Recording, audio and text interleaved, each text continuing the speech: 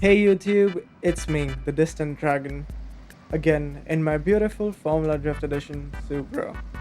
But wait, we're not gonna be using this again.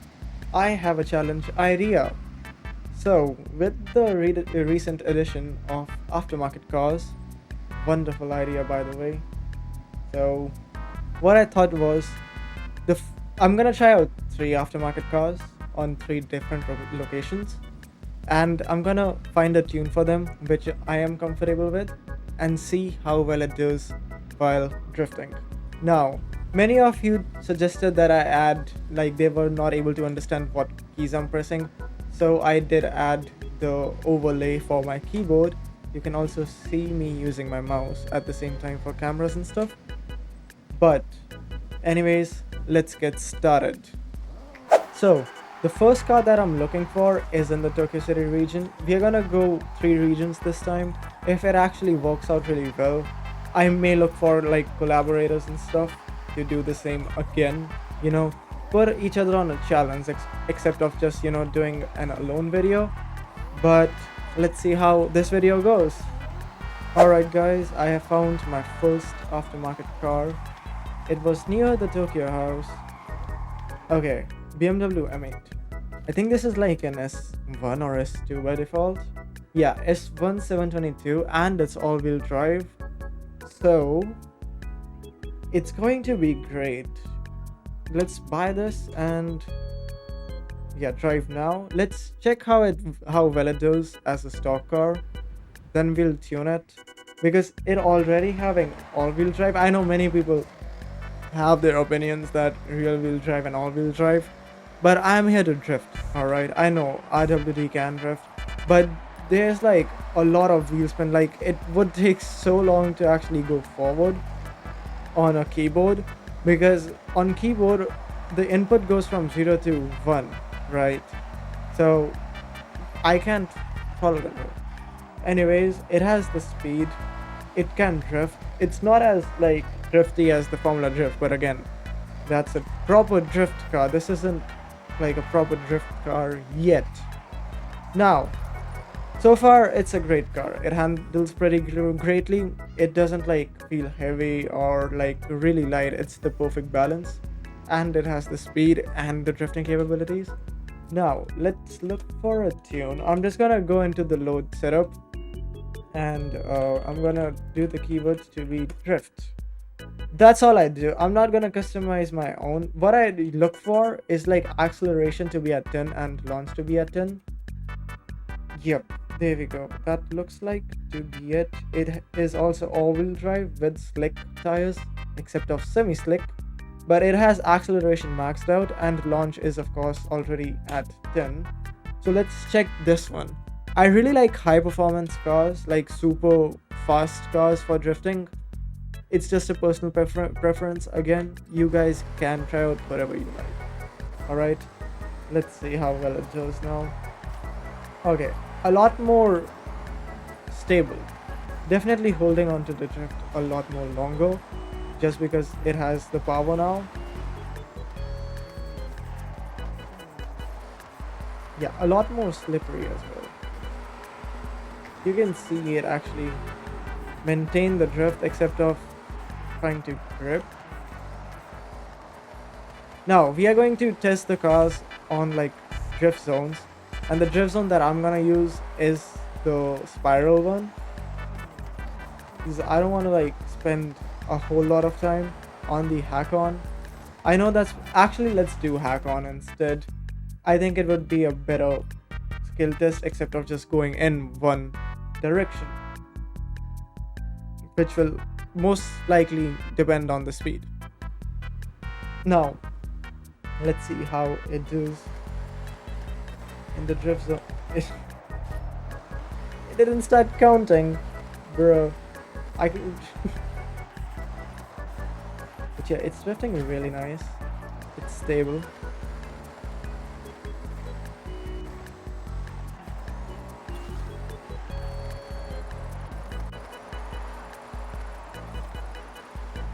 Doesn't have that much power, but Yeah, it can maintain drift. Not something that will get you like world records and stuff, but for a car that only costed like 118 credits, 118,000 credits, with the tune costing like 122, I don't think this is a bad buy. But again, you can in like a 300,000 budget get the Supra that I use, which will absolutely decimate all of the drift zones if you are struggling to get 3 stars. But yeah, this is one of those cars that aren't super powerful, so this is great for learning how to drift, how to maintain control and stuff, because my Supra reaches like 200 kilometers an hour on the first gear. Well, you can see it being on second gear. I missed it. Talking and drifting is like, don't mind it.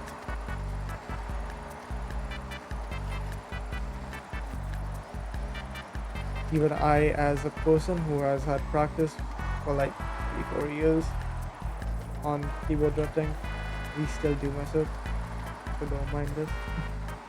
I don't know if there is anyone else who can drift as good as me on a keyboard, but it will definitely be great to find someone.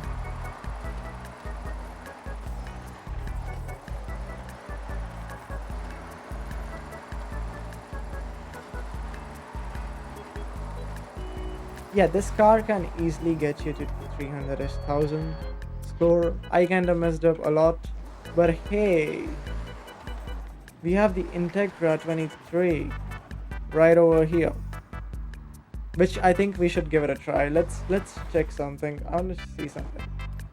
All right, because I think I already own it. It's a rear wheel drive with drift tires, it looks like, and it's A-Class 671. So I don't think I have customized the one that I have at the moment. Yep, A-Class 671, so I'm just gonna use this. I had a BMW M8 already, but it was customized. I'm gonna give stock a try, see how they do. Now this is a proper drift car, I think. A real wheel drive and everything. You can see it asking for gear up, so I'm gonna switch to manual.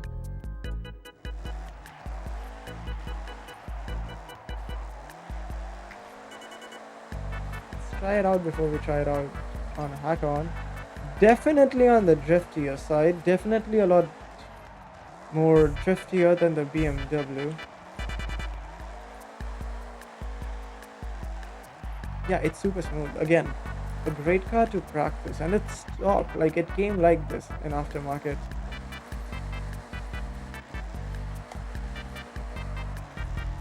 Let's go over to Hack-On, give it a try. I know people prefer doing it from the top. That sounds wrong, but yeah, it's alright. Let's do this one from the top side as well. Hopefully the results aren't that different. Let's go into third gear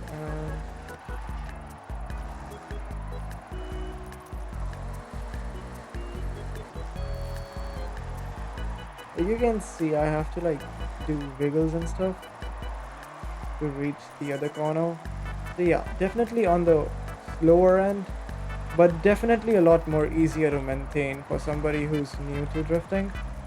Absolutely will recommend to try this out. This is just grinding points. Damn.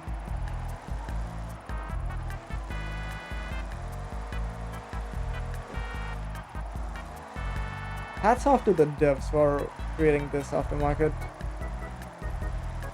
It's a really balanced drift car.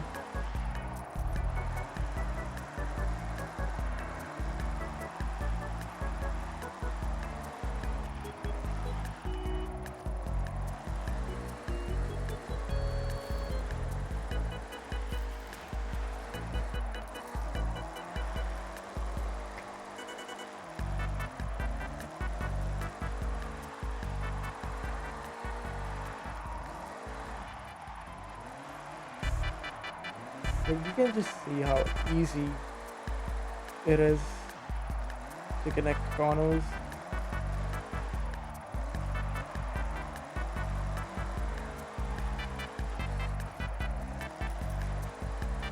It doesn't struggle, it doesn't do anything. You just need to play it on manual.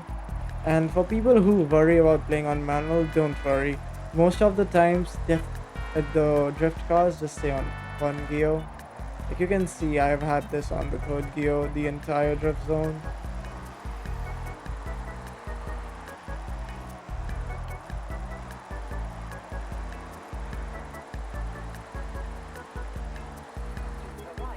$320,000. Definitely a lot more drifty. You can definitely 3-star this drift zone with this. But now let's customize it. Let's see how well it does when it's tuned, because it did really well as a stock vehicle that you just straight up bought from aftermarket. So for another 112,000 credits, let's see how it goes. I guess they made it all-wheel drive now. Yep.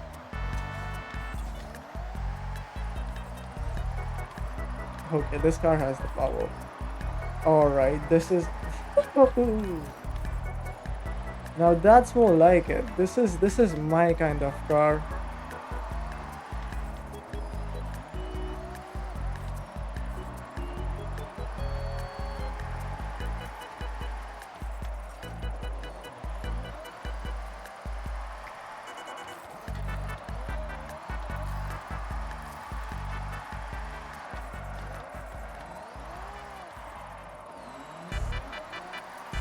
Yep, it's so smooth.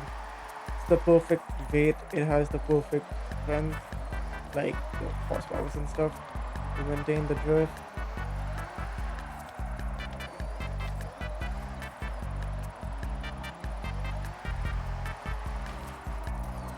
So easy to control.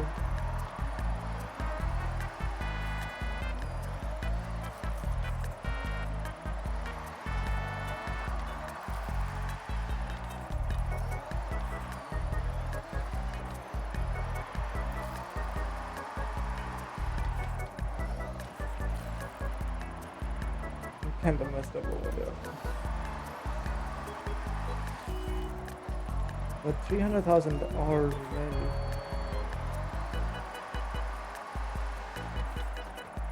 Yeah, if you're struggling with the car as an aftermarket, I think this car as the upgrade does really well. 352 could easily do a lot better with this. But that's the Honda Integra. No, Acura Integra, my bad. Yeah, Acura Integra A spec that you can find over here. I know that the aftermarket cars are random. You won't always find one in a specific spot. But I know where there are like 3 aftermarket cars. So when I reach over there, I'll continue the video then. So let's get over there and see which car I find interesting to drift. Alright guys, I've made it over to the Horizon Stadium area. There's like 3 vehicles, and no, I'm not gonna be drifting the Koenigsegg CCGT, alright? That's not gonna happen, alright? Nobody's gonna say anything that why didn't I go for the CCGT? Do you see that spoiler? Do you read its name? GT. It's for Gran Turismo, Gran Touring, okay? Nobody's going to be drifting it, alright? And I already have it. I'm not about to spend 2.1 million on a car again. Alright, I know I can just sell it after the video, but no, we're not gonna do that. What I'm thinking of going for is the Honda NSX R92. Now, I think I already do have this. It's a rear-wheel drive, B-Class 572. Now, what I probably have is the like proper stock car. So I'm gonna purchase this from here, and I'm gonna drive it now. Let's see how well it does, seeing how it is a rear-wheel drive vehicle.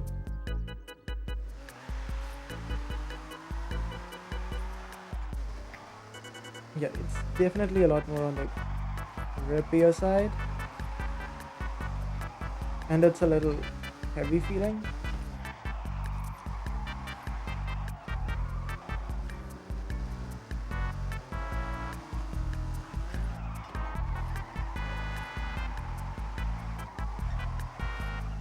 Yeah, you can do basic drifts with this, but don't expect anything super fancy. you won't be doing any drift zones with this car at least. It can drift, it can do basic cornering and stuff, but nothing fancy. Now, let's upgrade it.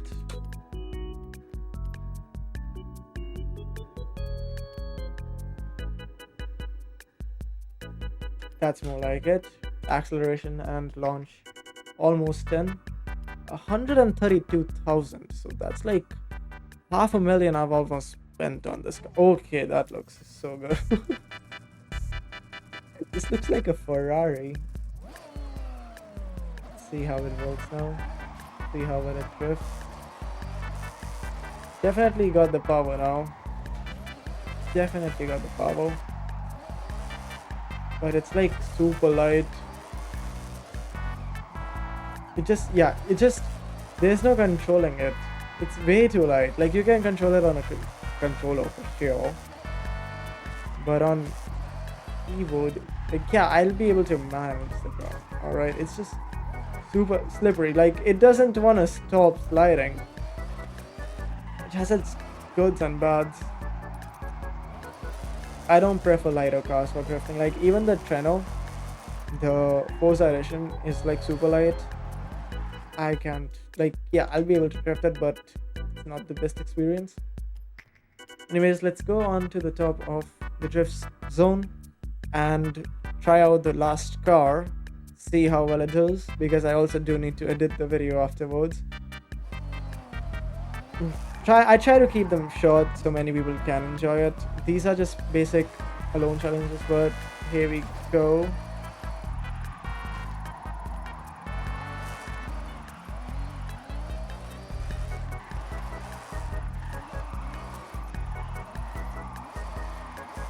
This car just likes to stick on first gear. That was close. I almost fell down. Yeah, see, it just keeps on sliding. You can't like control it like every other car.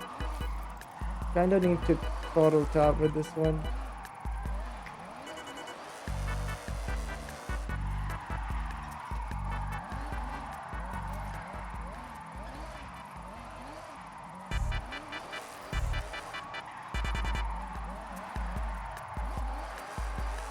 It can drift.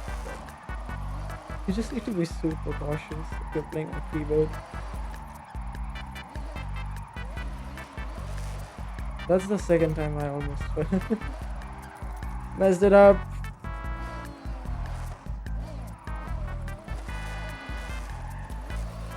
Yeah, not my type of vehicle.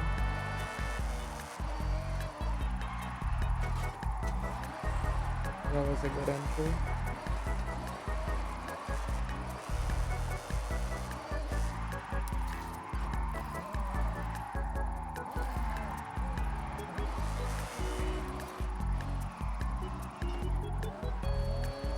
Even this car is not going to, like, especially on rally drift zones, this car isn't going to get you. Yeah, it just, see the issue with it, it just keeps on sliding. It doesn't go forward when I'm pressing the throttle. It just keeps on sliding.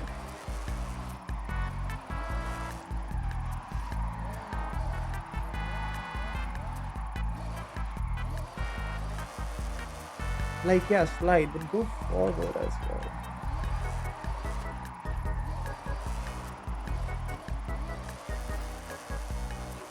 That was an easy 3-star on this vehicle. So, aftermarket cars, they may not be able to drift, except off the Integra that we tried. It did really well, even as a stock vehicle. Alright, now, the Integra comes first in these 3 cars. Integra, stock and upgraded, a beautiful drift car. The BMW, it's a racing car, alright? You may be able to drift it like every other car, but again, its main spot is not for drifting. It's a race car. Same goes for this. Although it did a lot better than the BMW, it's bad as a aftermarket vehicle, like in terms of stock. Definitely better than BMW, but only in terms of drifting. BMW is for racing. This is for racing unless you tune it BMW, anytime you tune it, it will always be for racing. So, ratings in terms of drifting, Integra comes first. This Acura comes, the Honda NSX-R comes second, and the BMW M8 competition comes third. Anyways, this is it for the video. I hope you all enjoyed it. I'll continue coming up with more challenges like these. I hope many of you have more challenges for me to try out. And until then, bye bye. And I'm not gonna try out a challenge like do the drifting on PLP50 or the BMW Isera or the Acura. Acura can actually drift, but not the other two. Alright, until then, bye byes.